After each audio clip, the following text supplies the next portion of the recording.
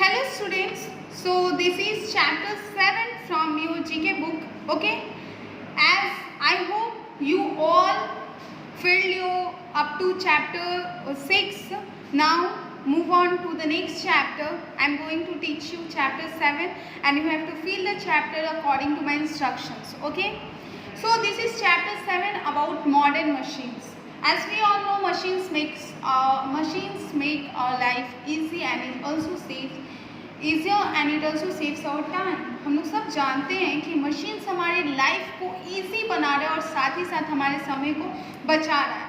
तो अलग अलग मशीन्स जो होते हैं, डिफरेंट मशीन्स जो होते हैं, उनका डिफरेंट पर्पस के लिए यूज़ किए जाते हैं, वर्क के लिए यूज़ किए जाते हैं. यहाँ पे कुछ मशीन्स के लिए क्लूज दिए गए हैं एंड यू हैव टू, आपको क्या करना है कि ये जो क्लूज यहाँ पे दिया गया है उस क्लूज को रीड करना है और साथ ही साथ यहाँ पे जो आपके बॉक्सेस दिए हुए हैं विच इज़ अक्रॉस दिया हुआ है और ये आपका डाउन दिया हुआ है, इसको फिल करना है.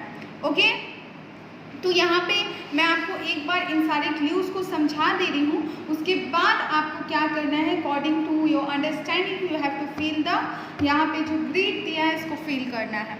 सो स्टूडेंट्स, यहाँ पे अक्रॉस है एंड यहाँ पे चेक करना कि जो नंबर दिया उसी के अकॉर्डिंग आप फिल करो. जैसे ये 3rd नंबर है तो यहाँ आपको अक्रॉस में, यहाँ पे 3rd नंबर है तो ये आपको अक्रॉस फिल करना है. कह रहे हैं कि फर्स्ट देखो 3rd नंबर आप देख रहे हो अक्रॉस का, कि ये जो मशीन है ये आपके बॉडी के अंदर देख सकता है, यानी कि वो भी साउंड वेव्स का यूज़ करके. जो साउंड प्रोड्यूस होता है वो वेव्स के फॉर्म में होता है, तो साउंड वेव्स का यूज़ करके हमारे शरीर, हमारे बॉडी जो होता है उसके अंदर के इंटरनल पार्ट्स को देख सकता है. तो आप ऐसे देखे होंगे कि अगर जब भी डॉक्टर्स को चेकअप करना रहता है और उसको हमारे बॉडी के इंटरनल क्या इंजरी हुई है या नहीं हुई है उसके बारे में चेक करना रहता है, तो वो बोलता है आपको अल्ट्रासाउंड करने के लिए. तो उस अल्ट्रासाउंड के लिए जो मशीन्स यूज़ किए जाते हैं उसको हम लोग क्या कहते हैं, तो अल्ट्रासाउंड स्कैनर कहते हैं हम लोग. ओके, उसी तरह आप 7 नंबर देख सकते हो कि 7 नंबर क्या है, तो वाइल फ्लाइंग, उड़ने वक्त ये मशीन जो है वो किसी भी डायरेक्शन में मूव कर सकता है और यहाँ तक कि एक प्लेस में भी वो गोल गोल होवर कर सकते हैं, यानी कि मूव कर सकता है. तो ऐसे मशीन्स को क्या कहते हैं, तो इस मशीन को हम लोग क्या कहते हैं, इसको हम लोग हेलीकॉप्टर कहते हैं, जो कि यहाँ पर 7th नंबर में आपका दिया हुआ है. उसके बाद आप देखोगे 8th number. Okay, 8th number में क्या है कि ये मूविंग स्टेयरकेस है. आप कोई भी मॉल जाओ, ठीक है, या कोई भी अच्छी बिल्डिंग्स में आप जाओगे तो यहाँ पे आपको देखने के लिए मिलेगा एक स्टेयर, सीढ़ी होता है जो खुद से मूव करता है और वो आपको एक पोजीशन से दूसरी पोजीशन पे जाने में हेल्प करता है. तो वो कौन सा, और उस तरह के स्टेयर्स को, उस तरह की सीढ़ी को क्या कहते हैं, आप सबने अपने मम्मी पापा या किसी के भी ब्रदर सिस्टर मुँह से सुना होगा कि दिस इज एन एक्सेलरेटर. वो क्या है, एक एक्सेलरेटर है, तो वो क्या है आपका एक्सेलरेटर. ओके, तो आपको इसी तरह से फील करना है. मैं आपको एक्सप्लेन कर दे रही हूँ और आप खुद से फील करोगे. नेक्स्ट आप डाउन जाओ, तो डाउन में क्या है, 1st नंबर. 1st नंबर क्या है आपका, कि ये मशीन अपने आर्म्स का यूज़ करता है. मशीन्स में यूज़ करके वो क्या करता है, कोई भी हेवी चीज़ को उठाता है, हेवी चीज़ जो होते हैं उसको कैरी करता है, उसको उठा सकता है. तो इस मशीन को क्या कहते हैं, आप सबने सुना होगा कि वो मशीन क्रेन होता है. क्रेन यूज़ होता है किसी भी भारी चीज़ को उठाने के लिए, लोड्स को उठाने के लिए. फिर 2nd नंबर आपका है कि ये ग्राउंड में रॉक्स को, ठीक है, रॉक्स यानी कि जो मिट्टी होती है उसको समतल करने में, एकदम चिकना प्लेन करने में मदद करता है. तो उस मशीन को हम लोग क्या कहते हैं, तो उस मशीन को हम लोग कहते हैं बुलडोज़र. ये आपका यहाँ पे प्रोवाइड किया हुआ है बुलडोज़र. तो ये क्या करता है, इसका देखो कि जो व्हील होता है वो बिल्कुल सर्कल में फ्लैट होता है, जो सॉइल और रॉक्स, जब पत्थर ज़मीन पे आते हैं उनको एकदम चिकना कर देता है, एक लेवल में ला देता है. ठीक है, उसके बाद आपका है कि ये मशीन 4th नंबर, ये मशीन जो होते हैं वो यूज़ होते हैं होल्स बनाने के लिए. रोड्स हो या फिर कोई रॉक्स हो, पत्थर हो या फिर कोई वॉल्स हो, वहाँ पे होल्स बनाते हैं, छेद कर देते हैं. उस मशीन को क्या कहते हैं, ड्रिल मशीन कहते हैं. ओके। उसके बाद 5th नंबर की मशीन जो कि गड्ढा खोदने के लिए यूज़ किया जाता है, उस मशीन को क्या कहते हैं? तो उस मशीन को हम लोग कहते हैं एक्सकावेटर। ओके। और 6th वन है, अक्सर आप लोग देखे होंगे फार्म में क्या यूज़ करते हैं? तो फार्म में चाहे वो प्लाइंग हो या फिर किसी भी चीज़ के लिए और कोई भी अदर जो मैकेनाइज्ड वर्क होता है, एग्रीकल्चर वर्क, तो वो ये मशीन की मदद से किया जाता है। तो वो फार्म में यूज़ करने वाला सिर्फ एक ही मशीन है, वो है ट्रैक्टर। ओके। तो ये आपका था टोटल अबाउट मॉडर्न मशीन्स, यानी आज के ज़माने के मशीन्स के बारे में। ओके। इसके बाद नेक्स्ट चैप्टर पे हम लोग पढ़ते हैं। So students, this is chapter 8 about health is wealth. तो आप सब पढ़े होंगे कि हेल्थ जो होता है, अगर स्वास्थ्य है तो सब कुछ है, अगर स्वास्थ्य है ही नहीं तो फिर कुछ नहीं है। क्योंकि आप स्वस्थ रहोगे तभी तो कोई वर्क कर सकते हो, फिट रहेंगे तभी कोई वर्क कर सकते हैं हम लोग। तो फिट रहने के लिए हम लोग को क्या क्या करना पड़ेगा, यहाँ पे दिया है कि लेट अस सी, चलिए देखते हैं कि हम लोग कैसे फिट रहते हैं और हेल्दी रह सकते हैं।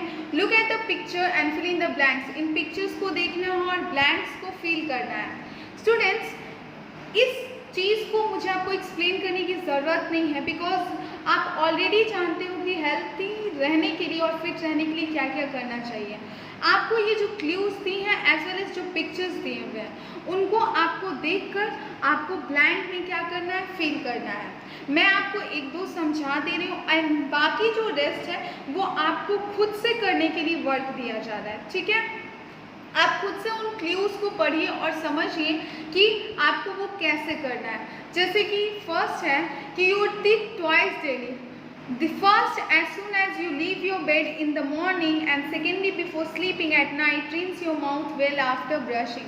कह रहा है कि हम लोग को अपने दांतों को दिन में 2 बार क्या करना चाहिए।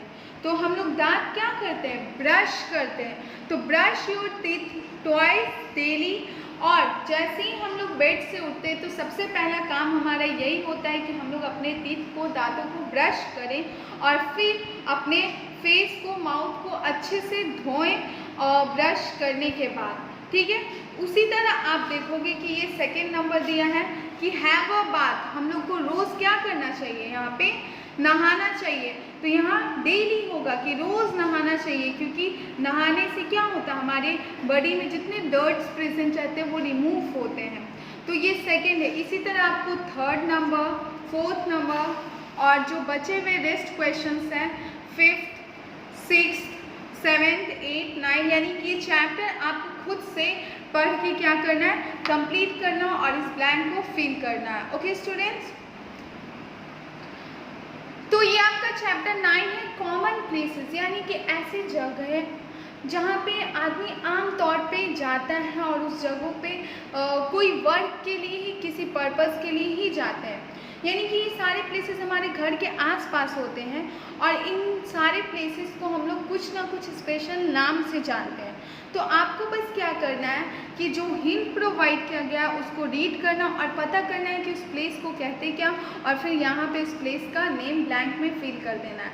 जैसे place where we can get books, periodicals and sometimes films and recorded music on various subjects to enhance our knowledge।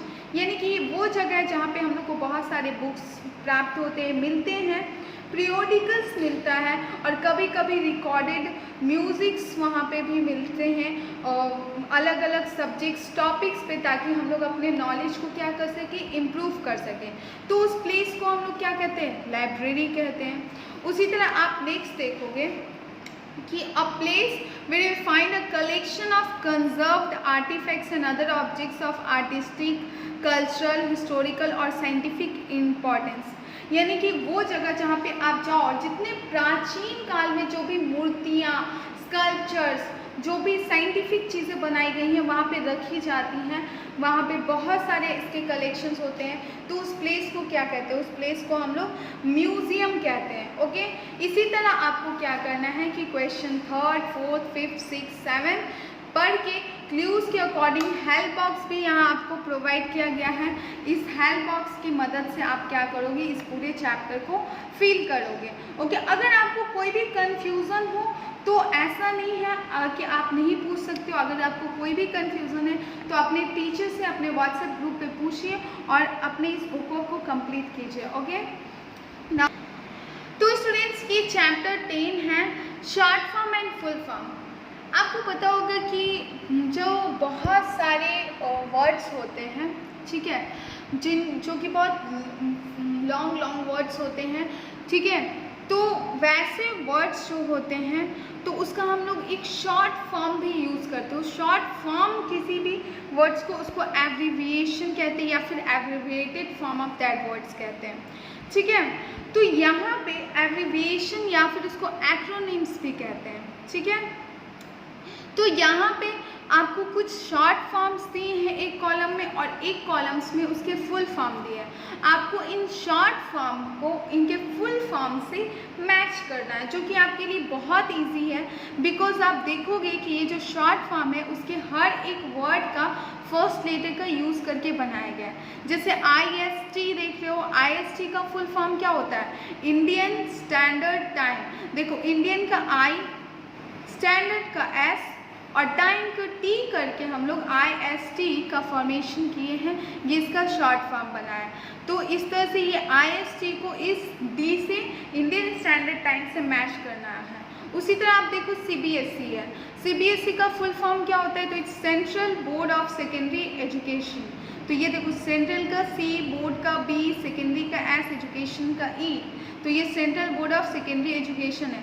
तो ये आपके लिए बहुत इजी है। आप बस देखिए कि इन सारी जो एब्रिविएटेड फॉर्म्स है, जो शॉर्ट फॉर्म है, इनका फुल फॉर्म्स क्या होगा और उनको आपको क्या करना है, मैच करना है। मैच करने के बाद आपको एक और वर्क है, ये मत सोचना कि आप ऐसे फर्स्ट लेटर्स देख के और आप उसके शॉर्ट फॉर्म को फाइंड आउट करके मैच कर दिए, बिकॉज इन सबके फुल फॉर्म्स आपको याद करने होंगे। जैसे IST का फुल फॉर्म क्या है, तो इंडियन स्टैंडर्ड टाइम। ये क्वेश्चंस आपसे आपके एग्जाम्स में भी पूछे जा सकते हैं।